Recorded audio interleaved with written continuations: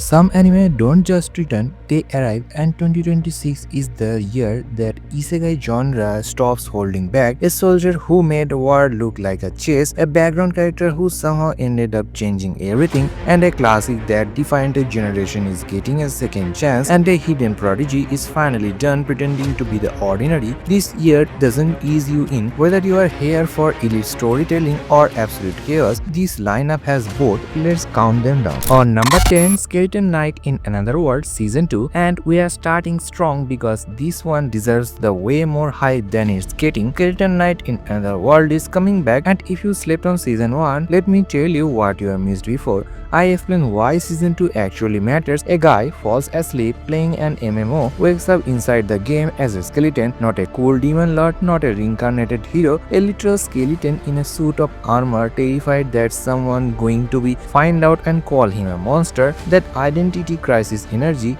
it hit different. Now season 2 is finally here after years of silence. The whole production has shifted to a new team, and that's either the best thing that could happen or the beginning of a disaster. I am not sure which yet, but Arc and Arine are back. The world still has stories left to tell, and I am cautiously hyped. Number 9, The Ice-Blade Sorcerer Shall Rule the World Season 2. Here's the thing about Ray White. He walks into a school full of elite mages, users, and gets looked down on every noble-born student in the building, and nobody realizes they are standing next to the most powerful sorcerer alive. The tension of hiding who really are while people underestimated you, that's the whole fantasy. Season 1 set up the world, introduced that conspiracy brewing inside Arnold Academy, and gave us just enough of Ray's past, make us ask questions we still do not have answers to. Now season 2 is officially happening, and the story is picking back up right where those unanswered questions sleep. The hidden identity angle gets deeper, the stakes inside the academy get messier, and Ray can only stay invincible for so long. I am genuinely curious how far they push his character this season, because the surface level of OP fantasy is fun, but what's underneath it actually has potential. On number 8, Magic Knight Ray Art. Okay, this one is different from everything else on this list. That's exactly why it's here. Magic Knight Ray Art is not a sequel, not a continuation. It's the full remake of a 1994 clamp classic. Three girls pulled from Tokyo Tower into a fantasy world called Sheffido, forced to become legendary magic knights and save a princess they never met. 30 years ago, this story was ahead of its time. Isekai before Isekai was even a genre, and now it's coming back and completely rebuilt for 2026. New animation, new cast, new everything. But here's what actually has me curious. The original wasn't just a fun adventure, it had a twist that genuinely shocked people back then. The kind of twist that reframes everything you watched before it. Does the remake keep that energy? Does it go darker, deeper? That's the tension. That's the question. This isn't pure nostalgia bait, it's a test or whether a 30-year-old story still hits in a completely different era of anime. From a show that's coasting on low effort, let's pivot onto the quietly one of the smartest stories on the list, and barely anyone is talking about it. By the way, Hidden Gem is coming.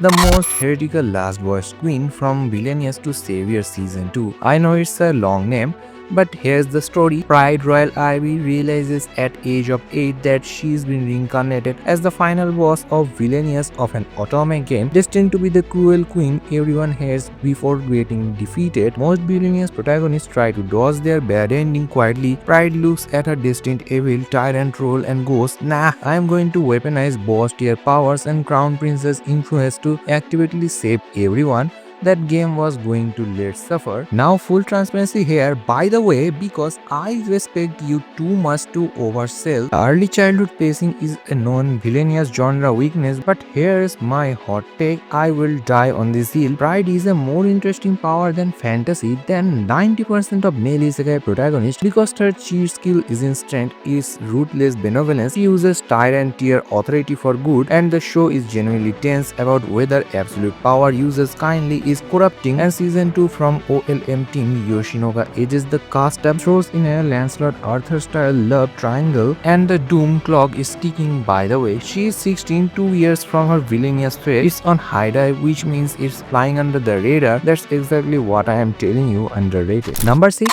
Goodbye Lara.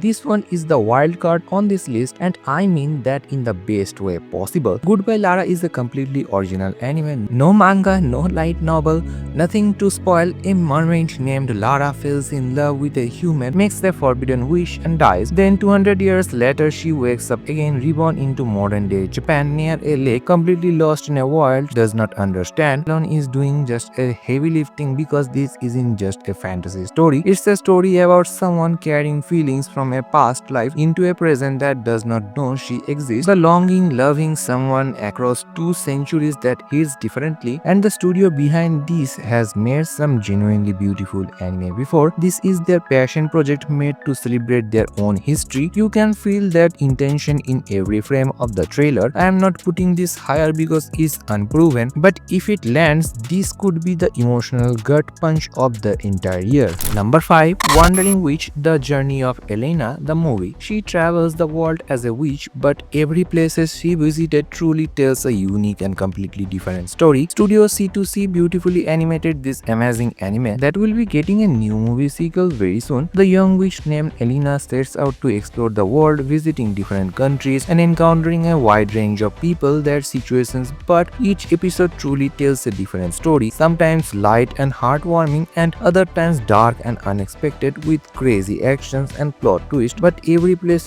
she visits offers a different tone and perspective, keeping the experience really fresh while building her character throughout what she sees and actually learns. Now for people who like cool magic effects and very strong storytelling, then definitely give this one a watch before the movie airs. Leon never wanted to be a hero, he wanted peace, quiet and early retirement, but season 2 is about to put everything he builds on the line and force him to decide what he actually stands for. The shift in tone alone makes this one the most unpredictable sequels of the year. I am not ready, but I am watching every single episode. Number 3. Kill Blue.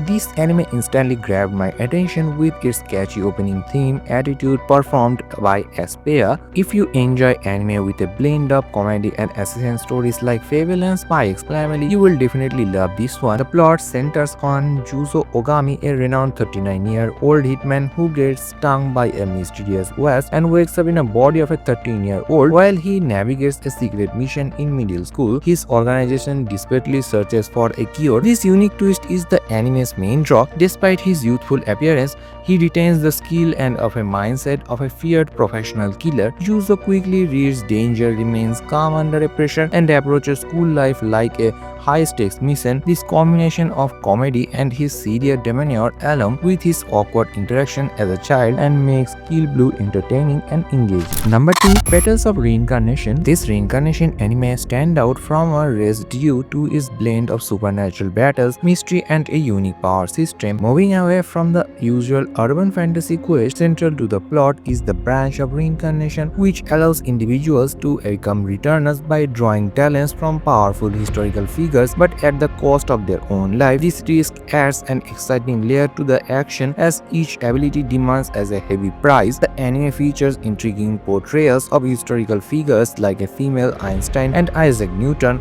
with an apple on its head, showcasing their unique power tied to their real-world legacies. The main character, Toya Senji, adds depth with his various personas. Despite his insecurities and low-key demeanor, he harbors ambition to become the strongest figure and suffers his talented brother. His journey, especially as he grapples with self-doubt in a world filled with reincarnated talents, highlight the lens on will go for power. And finally, number 1, my wildcard anime of this season, Snowball Earth, produced by Studio Kai. It stands out and because it mixes survival, mystery, fresh mecha action, and emotional story of socially withdrawn and unsure protagonist. Tetsuo Yabusame is a shy boy whose closest friend and the only friend he has is a giant robot named Yukio. Together, they once fought galactic monsters and were treated as humanity's saviors, but after a desperate final battle against galactic kaiju armies, after 8 years in an escape pod, Tetsuo returns to Earth and finds it completely frozen, turning the story into both a survival adventure and a mystery about what happened to humanity.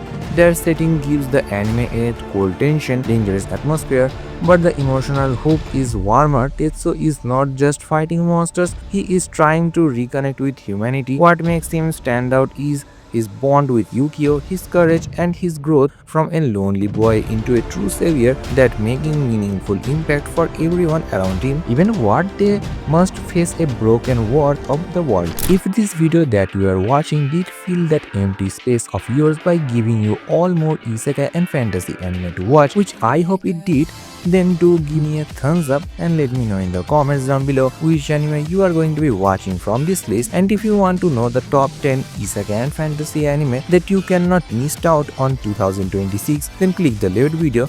And if you want to know the top 10 hidden gem of 2026, then click the right video, and I will see you all in the next video.